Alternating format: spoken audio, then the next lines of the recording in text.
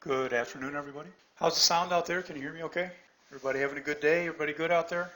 Welcome to today. This is a DTS, that's Discipline Trading Strategies, educational event for members. You guys are familiar with DTS because you're members or you wouldn't be invited here. I'm going to get going with the event pretty much right away. For those of you that don't know me, my name is Paul Lange. I've been in the trading investment industry for a long time, for 20 years. More than that, actually, 22, I guess, plus. And I knew nothing about the market at all. I'm not like a Wall Street person, not from there. I just was a normal person like all of you, most of you. No knowledge of what a stock was at all. And got into this, really enjoyed it, loved it, and really have enjoyed my time doing it. And also for most of this time, I've also been sharing what I do and teaching people. And I started my own company about 4 years ago after being with a big company for many years. So I have fun, and I don't really push things much, and people that come aboard, I do a training program for those interested in being trained. I also have a trading room for those who just want to follow some day trades, and a long-term investment letter for those who just want to follow some long-term. Some people like to do both. So that's me. And most importantly, there's a ton of free stuff available to you. I want to help you learn or make money whatever way you want to. I believe in you. If you want to try to learn for yourself, I believe you have the right to do that. I tried to do that when I started because I'm a smart guy and thought I would figure it out, and I didn't quite succeed at that, but pretty close on my own. Needed a little help, but if you go to the free stuff pager, you have more information than you could go through if you sat there the entire week at this point. I call it the best source of free information on trading anywhere on the internet. And I know that's a lot to claim for a little nobody like me. And I'm sure there's bigger sites, but those bigger sites generally have somewhat useless information, textbook definitions that will do nothing but lose you money. There's great videos of all these events, like the Wednesday events like this one. All of them are recorded since the beginning of time at DTS, which is over 4 years ago. All the Trade of the Week videos, all of the special commentaries I've done. I never take anything down. Unlike a lot of people/places that make all kinds of predictions, and when they don't come true, they take down the video and claim they never said it or whatever. Everything I ever do is out there. I'm proud of whatever I had to say, and it's out there for you to listen to. So tonight's event is Why Technical Analysis, and I don't want to bore you with this event. I want to take it from a slightly different approach. A lot of the information here I talk about, or a lot of the stuff that you might think I'm going to talk about tonight, I talk about on a class that you're all invited to called the Introduction to Mastering Technical Analysis class. Now that class, the next one is going to be November 5th. That's 3 Fridays from now. And I go into more detail on all this stuff, but I don't want to really repeat that. I'm going to a little because I have to. But some people who attend these never come to that class because it's Friday afternoon. And also, I just want to attack it from a little bit different angle, pushing more or less this what it is about technical analysis that doesn't make it a good tool. It doesn't just make it the best way to do what we do. It makes it the only way. And I'm very stubborn on some stuff that I say. And my only motive for being stubborn is because I know I'm right. And I know that if I can get through to you quicker, the faster your learning path will be. Now, some of you are already there. Some of you I know are tuning in just because you love to hear my voice and hear me talk and love to reaffirm what you already know.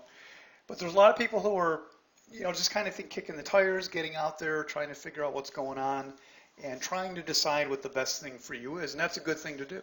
But yeah, Mark, I wasn't going to say that the jokes are probably the number one thing, because I thought it kind of takes away from you a little bit, but you're right, the jokes are probably the number one thing. Unfortunately, I don't do a lot of jokes in the free events. People get the wrong idea. But when you get to know me, I'm really quite hysterical in the trading room. People are laughing so hard all day, they have a hard time actually pushing the button to make the trades. But back to where we were, technical analysis.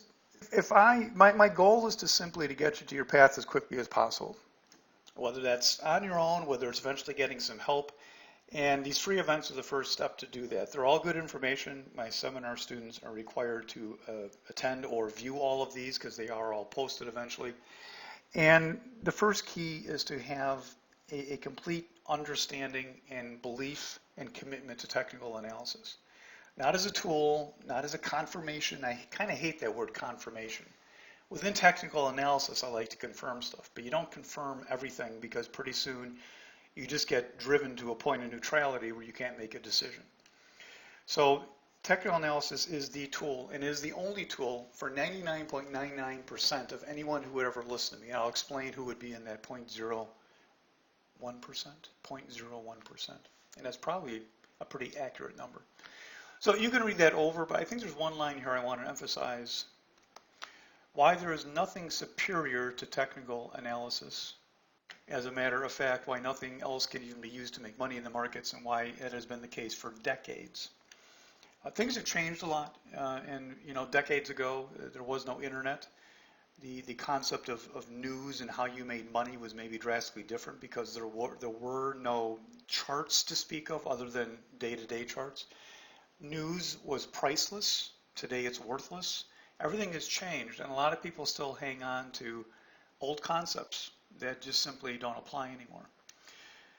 The ultimate decision of what technical analysis is and why it works stupendously, and with some chart examples. So in the last half here, I have two chart examples I want to go over.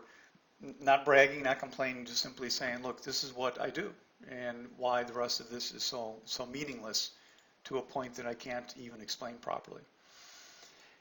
Some introductory comments, new discussions on an old topic.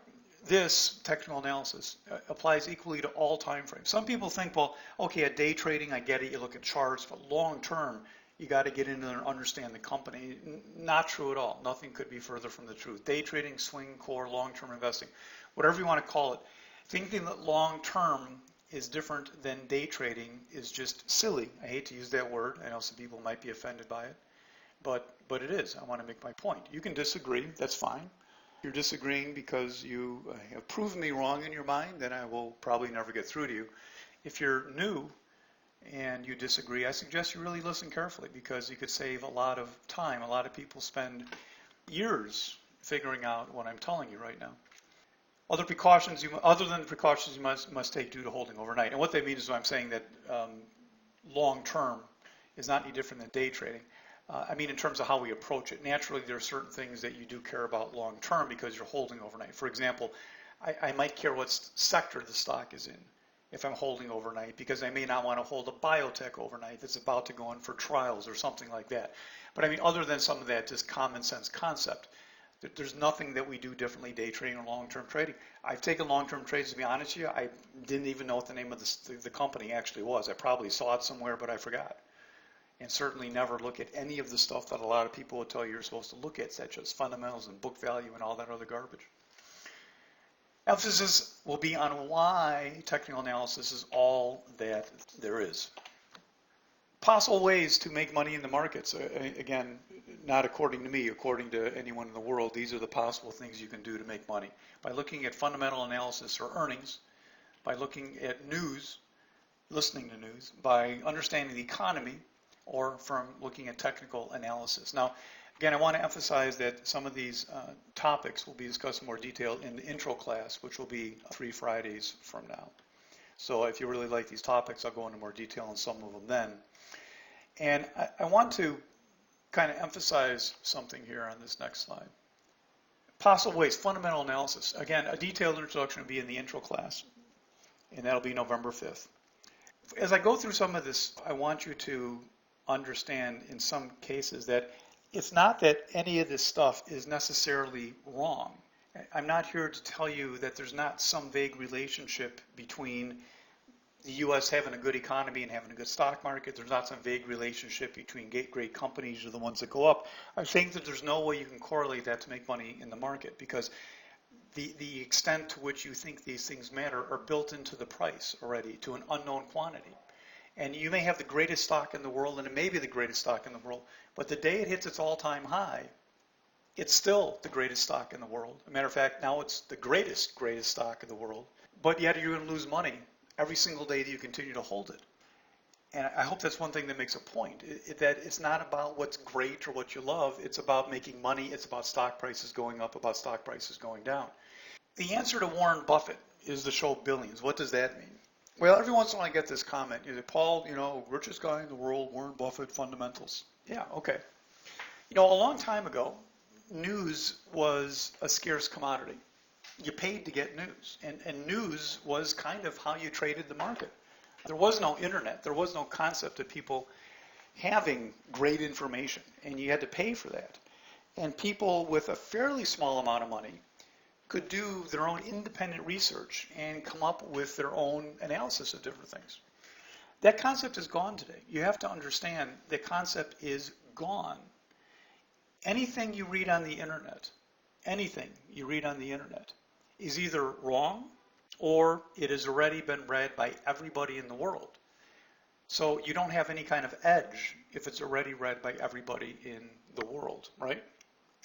Today, to do your own independent fundamental research, you know what it is? It's the show Billions. You ever see the show Billions? And again, I'm not really big on the show. I saw like 2 seasons of it. I thought it was interesting.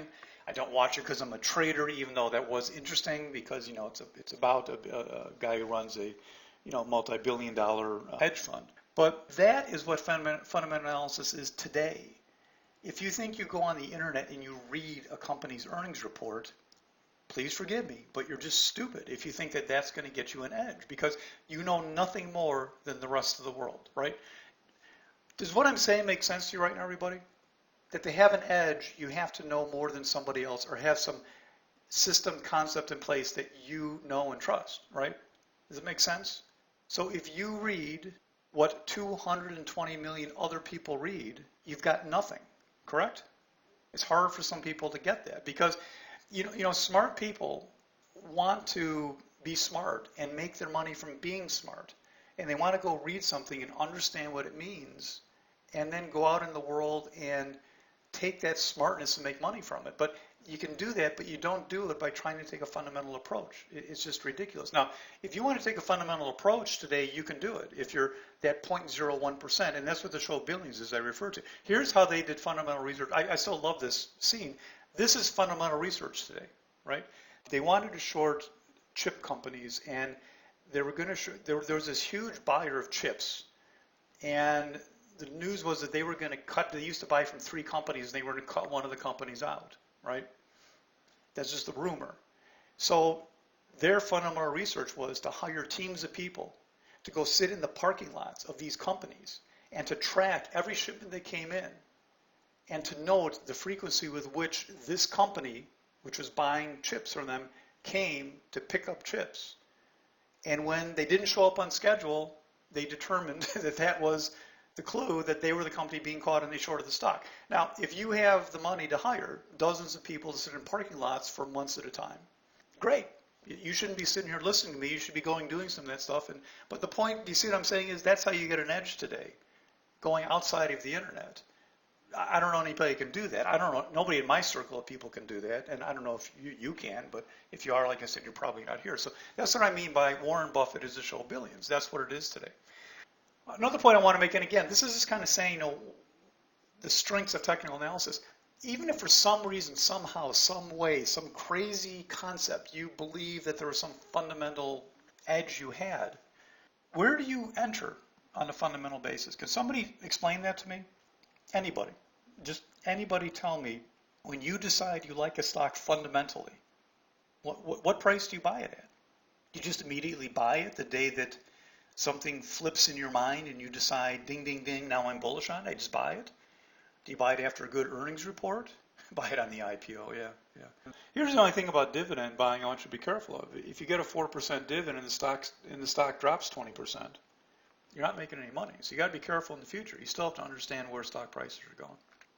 Back to my question, where do you get in? And then number 2, where do you get out? Yeah, well, buying when they crash is kind of a technical concept, right, Peter? It's a technical concept. It's not a fundamental concept. It's a technical concept when they crash. But where do you exit? Where do you sell? And where do you decide to get out? And one of the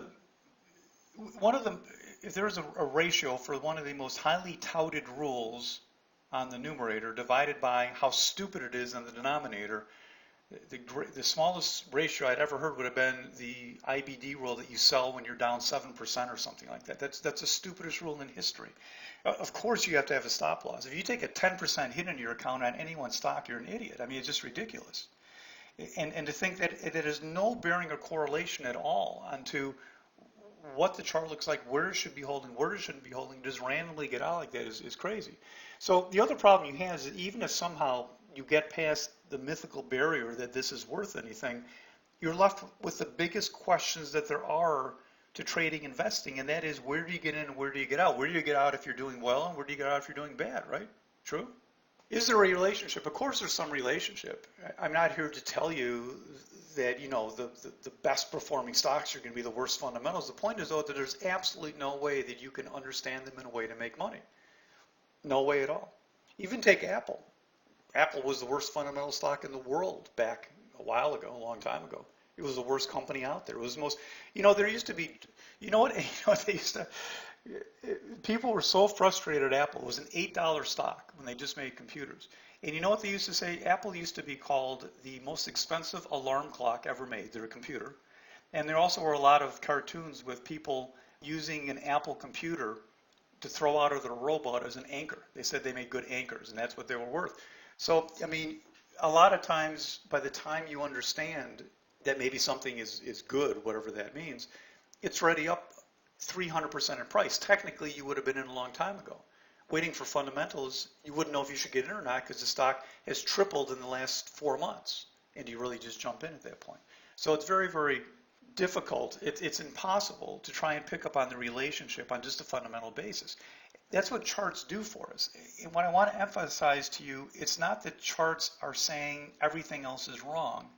Charts are saying that this is the final synthesis, the meeting of the minds of everybody. See, what matters, folks, is not what the fundamentals say.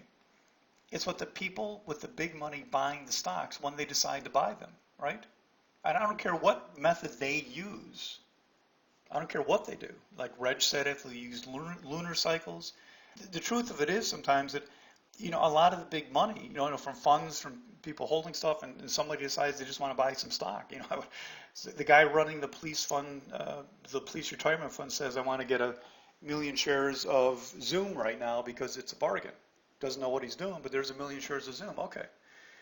So Zoom rallies. Does it rally for a good reason or not? Are other people going to pick up on it? And that's what technical analysis is all about. Technical analysis has already absorbed all of the other concepts above. Again, I talked about this on Friday. I don't want to repeat much, but definition of news today. News is what is stated to explain what happened after the fact. Except for shock value news, news has zero causational effect, zero. Now, shock value news can change things. Now, the only shock value news we have had in the last 20 years would have been COVID and 9/11. 9/11 actually, in the big picture, put a bottom to the market more than it did drop the market. The market dropped after 9/11, but we were already in a huge bear market at the time, and the market hit as low as 6 weeks after that. And COVID, of course, is a shock value news type of thing. It kind of wasn't a one-day shock value. It was kind of over, a week or two shock value. And shock value things can affect things, but we still see it on a chart. All the rest of the news, though, is meaningless. All of it. You can't even begin to try to use it in any way, shape, or form whatsoever. And it's dangerous because whenever something moves, naturally, the news is what is given credit. So people start to think, oh, boy, if I would have known that whatever it is, the semiconductor index is so important, and if this chip ratio got out of balance, I didn't know that would drop the market. I didn't know that the inverted yield curve would drop the market. It didn't, by the way. Listening to news will always be detrimental in your quest to make money. It's the reaction to the news that we care about. That is what technical analysis is. Easy to understand news used to be valuable when it was hard to get. It's not hard to get anymore. News is just prevalent every day. All the economic reports you hear every day, all of the stuff. I know some days you say, oh, gee, that was a bad number, and it made the market drop. But the same bad number, the last 6 times, made the market rally. And it just nobody says that on those days. So it gets very, very difficult. We just had an example, right? We just had the worst labor report in the history of history. And the market rallied, right? Or started rallying, whatever. No real effect. The market hasn't really gone anywhere the last 3, 4, 5 days. So just be very careful. If you don't believe me, really start watching the news for the day and what the market does. There's no relationship at all. There's zero. I go into that more on the Friday thing. That's all I want to talk about it today, really. After the fact that everyone's a genius, of course, interest rates crash the market. I'm looking like in the future. Of course, interest rates crash the market. Never mind, I said that 7 years ago, and I've been wrong every week since. This is the thing, again, where it gets confusing, is that people say stuff, and they're wrong for months, for years at a time. And then finally it happens. They say, oh, I told you that was going to happen. Well, okay, if I would have followed you, I would have been broke 6 years ago. And now you're taking credit 7 years later for this event happening or that event happening. Every time we drop a news story is blamed, people are going to think that's what to look for, even though the same story was ignored last month. I want you to think about, just objectively speaking, pretend you were on vacation the last 2 years or something to another planet, and you just came back, and somebody gave you a rundown of what happened. COVID, inverted yield curve, interest rates to zero, Italian crisis, inflation, worldwide shutdowns, crime out of control. What effect has that had on the market, everybody? What effect has it had on the market? Well, if you were gone on a visiting another planet for the last 2 years, you'd probably think the market was at zero. But no, the market is 39% above pre-COVID. In other words, we hit a screeching high before COVID, right? Remember, we were up. We're almost going vertical. And then COVID struck and we dropped. But if you take the day we gapped down from COVID, you use that as your starting point, we are 39% above that.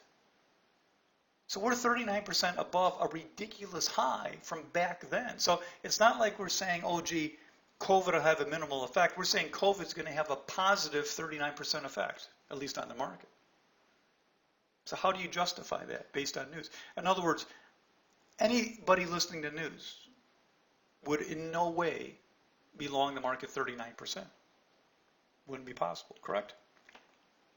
One statement on the economy. I'll make it real simple for you. The stock market doesn't follow the economy follows the stock market. Boom, done. There's nothing else to talk about. The reason, I mean, just look at the charts. Look what's happened. Look at every crash we've had. It's not from bad news, except for the COVID, which I said is a shock value type of thing. The reason you're told differently is because every show on TV has to have something to talk about. And they can't just sit there and say, well, it's supply and demand, money's coming in the market, therefore it's going to go up.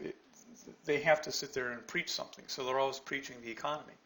There's the good economy, bad economy. The effect on the stock market is very tenuous, and the market actually leads. Every market crash has been from exhaustion, which then hurt the economy, not the other way around. So summing up a couple of these things here. From all the above, for all the above, reading the internet is worthless. Everything you read is either wrong or it's known by all, which makes it worthless. So what is your edge? I mentioned this already before.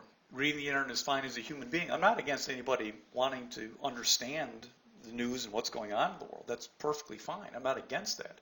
I'm just saying don't take that information and try and translate that into something that makes money in the market. Remember this. The vast majority of people who come to the market lose money. The market is one of those places where the 10 or the 20% make 80 or 90%. It's one of those equations. So you have to remember that most everybody coming to the market are smart people because they have money, right? If you have no money, you're not in the stock market. And you have money, I'm going to assume you're at least somewhat intelligent. And yet most of them lose money because everybody's doing the wrong thing. You have to be different. Yeah, Reg. I mean, in a sense, that is an edge. Yes, that human nature is, in a sense, the psychology that drives the stock market and what makes it always going to be the same, at least in our foreseeable future. Why cling to these ideas? Why is it that I have to sit here and, in my mind, tell people obvious things that everybody should know? And again, I apologize to those of you that completely know this, but I'm trying to reach a big group of people who maybe the first time they're hearing this, or they've heard this, but they don't really believe it. Or they say they believe it, but yet they're reading news stories all the time and trying to make investment decisions based on it. I get it all the time. I mean, I just know from my emails. All the time, people want to go long something, and there's just absolutely no concept at all. Just zero concept. Just a stock, this has been downtrending forever, and there's always some article involved. Somebody recommended this. They just invented that. It's always the same thing, right? Right, Nick. Yep. It's on a slide up a little earlier there. It's always priced in. So why cling to these ideas? Well, laziness is just one honest answer because it's easy to read an article and make your decisions based on that. And we're also taught that it's correct. I mean, anything you listen to teaches you the wrong things to look at and to listen to, right? All the shows, remember, every show, every person on a TV show, everybody paid to stand in front of you has their own personal motives. And it's not generally to help you. It's easy to listen to a news story or research the internet and decide that you like a stock, therefore it must go higher, which of course has nothing to do with if a great company is overbought and will drop in price no matter how great it is. The perception is that it's hard to learn charts, right? I mean, pectoral analysis, people kind of shrug their heads sometimes, say, oh, I've read that, I've tried that, it just doesn't seem to work. All those people on CNBS, I guess that's a combination of whatever symbols you want, CNBC, NBS, CBS, at all cannot be wrong. At least that's the thought. But remember, all of these financial talk shows, they kind of make me sick in a way. I mean, they're great to listen to just know what's going on in the world. But they really rub me wrong when they sit there and, you know how many of these shows these days, their new catch theme, you know what it is, everybody? Have you seen this? And I listen to a variety of them just to get a little cross section sometimes. I actually don't listen that much at all. But when I do, I put on a different one. You know what the big theme has been this last year? It's been, we're going to help you make money. That's what they've been saying. And it's just not true. I mean, you can tell me the news. And, they're famous for just bringing on 10 people, right? And they say 10 different things. And then, of course, 3 months later, when one of them comes true, they bring the person back on and go, well, we told you we had this person on, and he predicted this, and he was completely right. And that's the way it always is. But remember, their show is just to get ratings. Their show is to get you to listen. And I want you to be aware of a couple things. Number one, nobody's going to tune in and listen to a financial show that's bearish. You guys agree with that? Or at least, I shouldn't say nobody. The ratings, do you guys agree with this? The ratings of any financial show that sat there and projected any bearishness would drop tremendously. You agree with that? Because people are long. People have stocks. People want the market to go up forever, right? And they're not going to be happy to hear something to the contrary. They're going to be tuning it out. So you're not getting useful information. You're being told what is most popular based on public opinion. Keep pushing the market higher. I meant to put a slide in here and I didn't do it. Some of the stupidest comments I've heard on financial shows. You know what a comment I heard by somebody who's supposed to be helping you? The question was asked, can we trust the stock market now? Can we trust the stock market? No, you're not supposed to trust the stock market. The other and the common comment that goes along with that is, do you think the market will crash? Well, of course the market will. It's like saying, do you think the sun will rise tomorrow? Of course the market will crash. That's what markets do, have always done, will always do. They rally to some silly point and then they crash until people can't stand it anymore. It's what always happens. The question is, do you know when it's going to happen? That's where all the money is made, in understanding the concept of when, not if it's going to, and not if we can trust the market, whatever that means. The market is not supposed to be like your house, where you just buy it and you hold it for 30 years and give it to your kids and it never goes down in value. That's not what the market is. The market has to be timed, unless you're very young and you get in on a market dip. Then you can hold it for 30 years, great. But that's not where we are right now. And the fact that if you bought the market now and it recovered back to where it is now 47 years from now, which is what could happen, it's not very helpful to most people. Not acceptable ideas, often used as a compromise. Something you hear a lot, well, use fundamentals and that kind of stuff to make a universe of stocks and then use technical analysis, TA, to time them. That's silly. It's just ridiculous. You're missing out on all the good trades because so many of the best moving stocks are not on what you would call your fundamentally acceptable list, whatever that means. So number one, you'd be missing a lot of good stocks. And number two, I don't care how great it is fundamentally. If it doesn't have the right chart, there's no way I'm getting it because people are not buying it. Not acceptable ideas, falling for the quest for the holy veil. This is another thing that happens to people a lot, is when they get disgusted or confused, they start falling for it. I've had a problem in my business email. I got onto a list, and when I unsubscribed from the list, I was immediately dumped into 20 other emails. I don't know if any of you have experienced that, rather frustrating. So rather than unsubscribe anymore, which would probably have me on 100 different lists, I ended up pretending to go buy whatever they're selling and then call the number. You have to really dig to get a phone number that's not on the email, so you got to pretend you're buying something and then you get a phone number. And I called a bunch of places to say, take me, very nice, but take me off your list, et cetera, et cetera.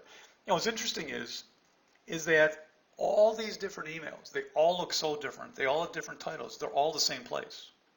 Now they don't say it, they're all different companies. But it's just like in the old days where you used to get letters in the mail, in the snail mail, and one would say, guarantee you we're about to go on a big bullish run, guarantee you we're about to go on a big bearish run, guarantee you the market's going to crash.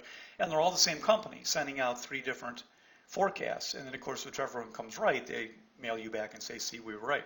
The same thing goes on today in junk email, right?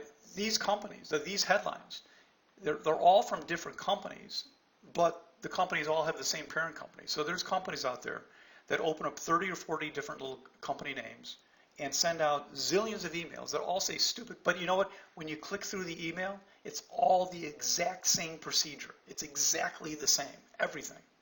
It's all different words, but it's all the same format and setup.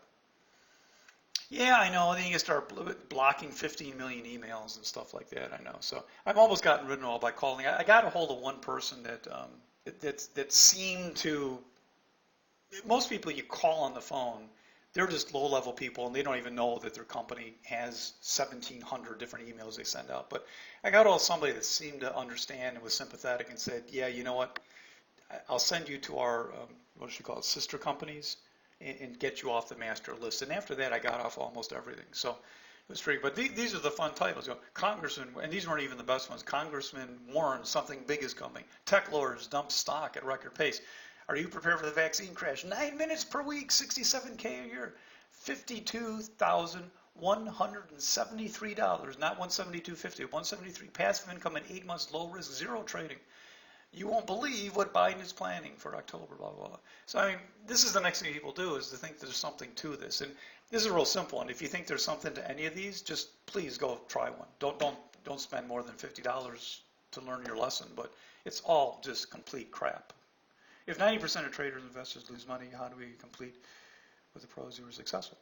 Because you learn how to indirectly follow the pros, Robert. It's what I do every day. It's people have learned from me. We sit in the trading room, make money. My long-term traders up 80% for the year. It's what we do. Is if we find, I'm going to show you 2 chart examples here. This is, Robert, you're going to see exactly what you do. Is that the big money does what we call makes footprints on a chart. In other words, when something happens and they go to buy or sell something, they can't hide it, right? They can't hide it. 90% of the time, Robert, I'm glad you asked that question, thanks. 90% of the time, stocks are just meandering, right? There's some people buying some, selling some. You want to stay away from those, right? We don't go out. A key, Robert, is that I don't go out. You can't give me one symbol and say, Paul, what do I do with this? There's a 95% chance I'd say, I don't know, Robert, I just don't know. It's meandering sideways. I have no idea what's going to happen. What we look for, Robert, are those stocks that give us a clue that say, hey, wait a minute, something's up here. And I'm going to show you 2 charts coming up where I found what I call that moment in time to say, you know what, something's stirring, and here's the liftoff point right here. I could be wrong, but this is liftoff right here. And if I'm wrong, I lose, whatever I lose. If I'm right, I make a lot of money. And that's what we look for. Before I get to those 2 charts, though, a couple of things. Subtle advantages of the stock market, things you may not have thought of. Let me take a vote. Is the market rigged? Yes or no? Go ahead. Everybody here vote. Is the market rigged? Yes or no? I'm not offering you a definition for rigged. You hear it all the time. The market's rigged. I got gypped. My stock crashed and the market's rigged. Right? Is the market? I don't care what you answer because I'm going to give you an answer that will supersede whatever you have to say. Well, are algos rigging though, Mike? Is that rigging the market? Or is it a tool that someone else has and uses? Yeah, you see, what I'm about to say is that anything out there is part of the game. It's just part of the game, right? You could use algos, Mike. I show people stuff like on the Friday event a lot of times. I show people stuff that market makers do, and people, oh my gosh, that's terrible. You know what? You can do that. You can do the same thing. Being up against a better trader or somebody with more money doesn't mean it's rigged. It means that you're losing. And that's the thing. A lot of times people who lose say that it's rigged because they don't want to admit it. To me, the only thing that would rig the market, the only thing that would be, well, I shouldn't say the only, but the only thing I can think of right now that'd be rigging is if when a trade went off, they printed the wrong price or they didn't print the price. That would be rigging to me. If 100,000 shares went off at 22.20 and they said, well, let's not print this. To my knowledge, it's never happened, right? It's never happened. So as long as, here's the thing, as long as you can see the prices that are printing, as long as you see the battle between the buyers and sellers and their final result, then we have all the tools we need. Does that make sense to any of you? Do any people are trading the market? Well, that's true, Robert. I'm not saying everybody would be working together to rig it against you. I'm not saying it's 4.7 billion people against Robert. I'm just saying that there's little tricks that happen. You know, like somebody suggesting using algos. You know, there's algos and there's dark pools and there's HFTs and there's all this stuff out there. But here's my thing. Whatever happens, it prints on the chart. Isn't that right? Example. A while ago, it doesn't happen anymore. People still say it happens and they use it for an excuse. But a while ago, HFTs came into the market and they made stocks during the middle of the day all of a sudden drop below a support level and then snap right back up. It don't happen all the time. Well, okay. To me, that's not rigged. That's an opportunity. You see that happen. You buy that little shakeout, and you make money trading on the side of the pros, so to speak, right? I don't have the money to do that. You don't have the money to do that. But if I know somebody who does have the money is doing that, I can follow them. Does that make sense? AI won't matter. I can tell you that right now. I'm certainly not the sharpest tool in this conversation or in the world, Reg, but I can tell you right now, AI is not a threat. Why? Because any system will neutralize itself, right? It's back to the old thing like, I'm going to have a poker game and I'm going to invite all of you over. And the good thing about my poker game is, Reg, we're all going to make money. Nobody's going to walk away a loser. Well, that can't happen, right? And I don't care whether it's people using fundamentals, using technicals, using algorithms, or using artificial intelligence. Whatever it is, there's a battle that's going to happen, right? And there'll be a victor to that battle, and it all prints on a chart. And that's my big thing about technical analysis is there is no discussion about a rigged market. It just doesn't matter. Just don't care. I don't care what's making the prices print. I don't care if it's a false rumor. I don't care if it's a bad news leak. I don't care if the president lied to us and it made the market drop. It doesn't matter. It all shows up on a chart. And I may or may not know what to do with that, but that is my tool, and it's all there. It encompasses everything that happens across the board, right? Well, that's true, Reg. Yeah, somebody has to program the algos, right? Here's a question for you as well. Let's just say that you fall in love with some S&P stock, whatever it is. Somebody pick an S&P stock for me. What's your favorite stock on the Big 500? Just throw a symbol out there. Okay, Apple. So Peter, you have Apple, and Apple's doing nothing wrong. And Apple just came out with a new phone, and they just came out with blah, blah, blah, blah, blah, blah, and they're doing great. All of a sudden, something happens, and some of the big hedge funds decide, you know what, I've had enough of this economy and this and that. We're going to start shorting the market. So they start out taking big short positions on futures, not on Apple. They just start shorting the futures or taking options out, bearish positions on the market. Will that affect Apple? If they take them out on the S&P, they short the S&P through options and or futures. Is that going to affect Apple or not? Nobody's trading Apple at all, but a bunch of big funds all kind of look at each other and say, you know what, we're going to make some money on the short side here. We're going to short S&P options or S&P futures. Will that affect Apple? Yeah, not to some degree, Peter, but absolutely positively in sync. And this is something else I want you guys to understand that you could love the heck out of Apple, but traders shorting the market will knock down Apple tick for tick because everything's tied together, right? Everything's tied together. Nobody's taking the other side. I mean, there can be somebody taking the other side of your trade, but when there's not, the market professionals are not taking the other side of your trade, right? If a big fund wants to short the market with a lot, and there's nobody on the other side of that, the firm is not going to go long the market. Do you understand what I'm saying? They hedge it, and by hedging it, they hedge it with the stocks. So for them to go long the futures, they got to short the stocks to make up for the same thing with options. Does that make sense, everybody? And again, you wouldn't know that looking at Apple, but you would know that looking at a chart because we look at charts of the stocks and of the market. All right, so 2 examples. I'm going to give you a long-term position example and a short-term position example. All the stuff we just talked about, none of it matters to me, and I never look at any of this stuff, right?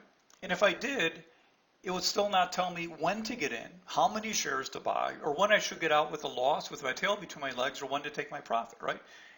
The only spot of everything we've talked about, from news and economy and fun, all that stuff, none of it tells you When, how much, how. None of it, right? All you would get is just some gleaming concept that you think you're bullish or bearish on something, which isn't even correct anyhow, right? You're always flying blind. So again, technical analysis is the answer. A long-term trade I did on Ford. Now, if you would have told me, if you were to list a bunch of stocks for me and say, Paul, just from the top of your head, what stock do you want to go long? Ford would not be in the top 1,000 stocks.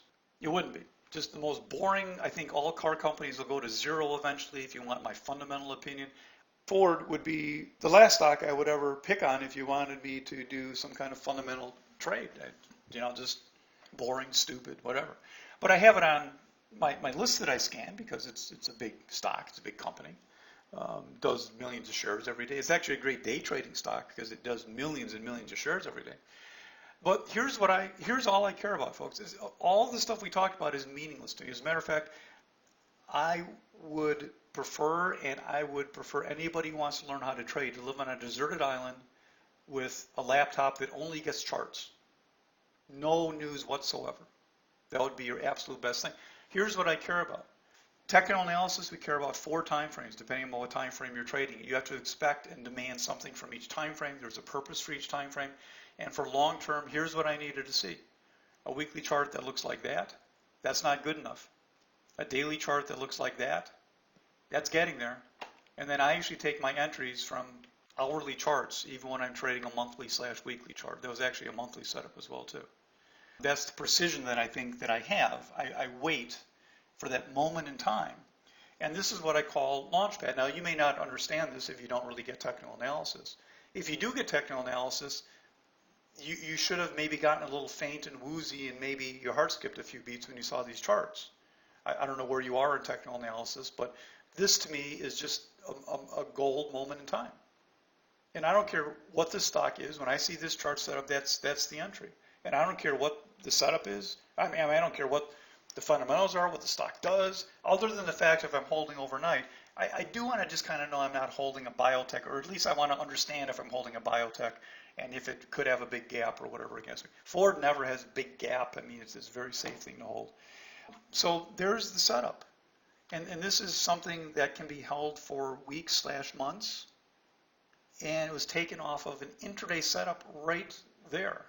Right there. There's your numbers, entry and stop, right there. Boom, boom, boom. And as you can see, that's right in there, inside that red bar day right there. And boom, boom, boom. Target 1. I took a rather quick target 1 for long-term trade. And then I got a really good target number 2. There's nothing more to think about. This is a reflexive action almost, technically speaking. And the exact entry and stop are in stone.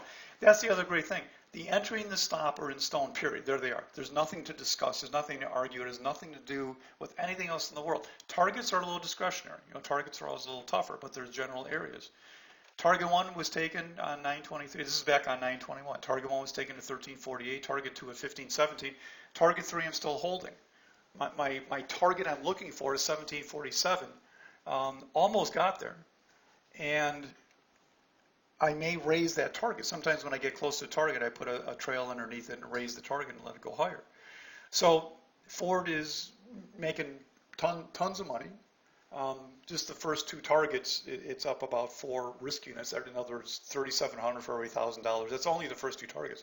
That doesn't count the third target, which is above the second target. So, add another 50% to that.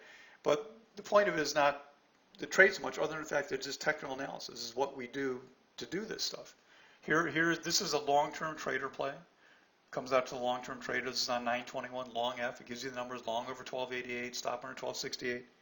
Target 1 for a third, gives a strategy based on the DTS terms, etc.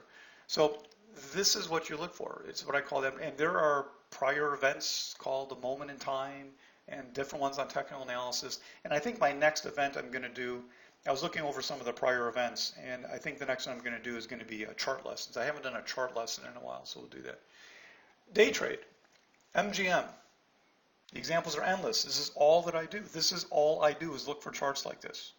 And if you want to learn how to do that, well, you take a technical analysis class. If you want to learn how to do this, you got to take it from me, because not most people do it this way.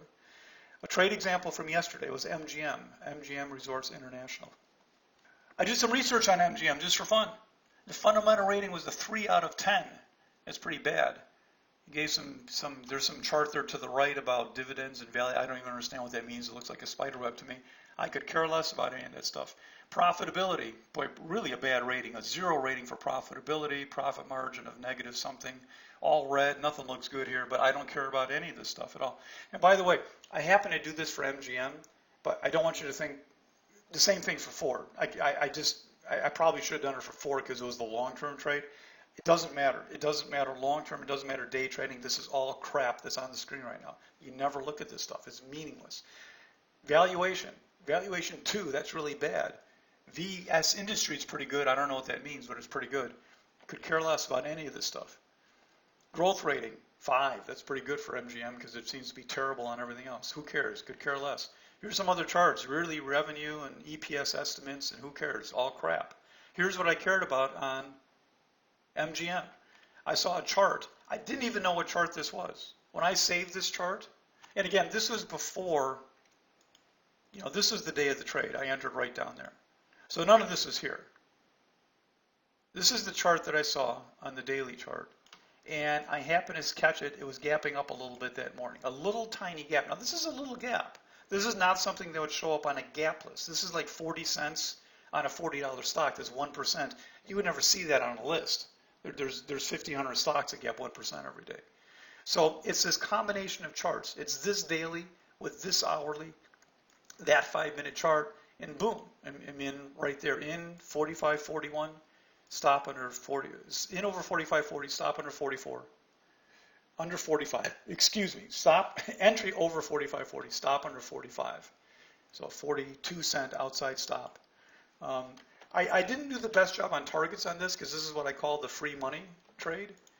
But that daily chart to that hourly chart to that 5-minute chart, that's what it's all about. This ended up taking all my targets in 10 minutes. I didn't want to, I didn't mean to, but it just went up that quick that third target was the 3R target in 10 minutes or less. Now, it went a little higher that day, but not a lot. I didn't do really bad. Naturally, you don't know you're going to get that move, but it's what I call the free money. So you just kind of take it and run. And it probably will continue to follow through for the next couple of days. But again, this is just a day trade. So this is what we look for, folks. This is all that matters in the world is those, in this case, it's those 3 charts right there. That's all that matters to me. Same analysis applied to Ford as well. Yes, even though it's long term, does not matter. Technical analysis is the final synthesis of all the stuff that we looked at. It's not necessarily that the other stuff is wrong. It's just that it's all built into the price to some quantity. But you don't know how much is built in without the chart. And sometimes it is wrong. Or it's someone's opinion. Or it's someone's statement who has ulterior motives. Remember, the money shows have no desire to help you. They have a desire to get ratings and to say the things that are popular or to present such a diversity of opinion that they can always point to somebody who is right, never wrong. One of these days, I'm going to have a video out on William Devane and 3 other people that are in my face every day selling me gold, even though it's been dropping for months. It's dropped, and it'll get a pop at some point as there's going to be this artificial feeling that it's a hedge to inflation, and then it's going to get sold by the big money, and gold's going to come crashing down. When that happens, you're going to see me with a video on William Devane sitting in his multi-million-dollar lake estate telling us to buy gold. He's getting paid to tell us that. And take your pick of any other, concepts like that you see on the talk shows. Remember, when a money manager is on there telling you to buy the market, it's because he wants to start selling, not because he cares about you buying the market. All right? All of this stuff doesn't matter. Here's all that matters. And to me, I call it the 3-legged stool of learning to make money. It's superior understanding of technical analysis, which is what I try to emphasize today. Built into that is some concept of math and probabilities, and again, I have a prior event on that, math and probabilities, and it's part of the moment in time concept. And then there's psychology and or experience that you can't overlook, because too many traders who get a fairly good handle on the first 2 things blow it because of the third one. So you have to get your hands wrapped around all 3 of these. It's what I teach and what I do. Do you really? You bump into William Devane? Huh. Ask him to show you the gold in his, because he says he likes touching gold. He had a really weird look on his face. I even like touching gold. Oh. I like William Devane. I just don't like actors on TV telling me to do stuff when they're paid to do it, that's all. Are there any questions? For those of you, I know a lot of you were looking or waiting for, the home study is out for the DTS seminar program. If you have any questions, it's pretty much on the site right now. If you go to the seminar page, the seminar material, I'm not going to post it for you. You can go find it if you're interested. And you can email me about it. Class 1 is out, Class 2 will be out in the next couple of weeks, and then Class 3 by Thanksgiving, and that will be the bulk of the courses. I'll continue to add stuff, but it'll be fully done by Thanksgiving, basically. Next intro class is going to be Friday, November 5th. That's 3 weeks from tomorrow, so be there for that if you want. You guys know about the free stuff page. Prop trading, you can email me, and I will instruct you how to get it safely in terms of a prop account, where all you have to do is open the account and you can be day trading tomorrow if you want to. I always kind of give a rating before I do the presentation in the last email saying this is going to be a great one, this is going to be a boring one. I wasn't quite sure what to call today because there's a little repetition with the class, but not everybody goes to that intro class, I know. And I've never discussed the concepts outside the intro class, and I wanted to just really drive home that, if you want to do something in the market, it's technical analysis, period. That's all that there is. You may not believe me today, but you will someday in the future. All right, folks, looks like we ran out of comments. Have a great evening, and for those of you that are free members, I'll see you, I don't think I'll see you until a week from Saturday, okay, for the Saturday DTS. And for those of you in the room, we'll see you in the morning.